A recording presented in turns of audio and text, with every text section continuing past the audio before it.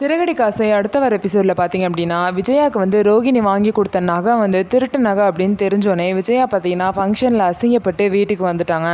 வீட்டுக்கு வந்து உட்காந்துட்டு இருக்கப்போ பார்த்தீங்கன்னா ரோகிணி வந்து இந்த மாதிரி உங்களுக்கு ஆன்லைனில் வந்து நான் ஒரு saree பார்த்தேன், இந்த saree உங்களுக்கு ரொம்ப நல்லா இருக்குன்னு சொல்லிட்டு கொடுக்குறாங்க. இது வந்து நீ பார்த்து பார்த்து எடுத்தியா இல்லை இதுவும் திருடினதா அப்படின்னு சொல்லிட்டு கேட்குறாங்க. அதுக்கப்புறம் அந்த ஃபங்க்ஷனில் நடந்த விஷயத்தை எல்லாத்தையுமே வீட்டில் சொல்கிறாங்க.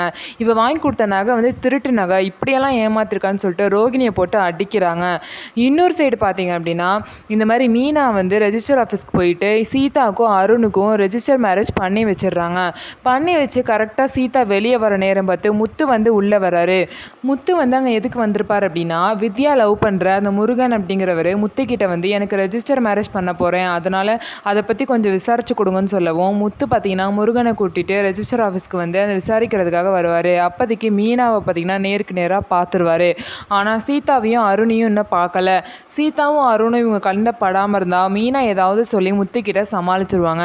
சப்போஸ் வந்து 2 பேரும் அவங்க கண்ணில் பட்டாங்க அப்படின்னா அவ்வளோதான், என்ன நடக்குன்னே தெரியாது. மீனாவோட வாழ்க்கையே ஒரு கேள்விக்குறியாயிரும். முத்து சொல்கிறத கேட்காம மீனா வந்து சீதாக்கும் அருணுக்கும் ரெஜிஸ்டர் மேரேஜ் பண்ணி வச்சுருக்காங்க. இது வந்து முத்துக்கு தெரிஞ்சால் கண்டிப்பாக வந்து இது ஒரு பெரிய பிரச்சனையாகும். மீனா வந்து இனி வரப்போகிற பிரச்சனையெல்லாம் எப்படி சமாளித்து வராங்க அப்படிங்கிறத நம்ம பொறுத்திருந்து பார்க்கலாம். நம்ம வீடியோ உங்களுக்கு பிடிச்சிருந்தா நம்ம வீடியோவை லைக் பண்ணிக்கோங்க. அதுக்கப்புறம் மறக்காமல் நம்மளோட சேனலை சப்ஸ்கிரைப் பண்ணிவிட்டு பாருங்கள்.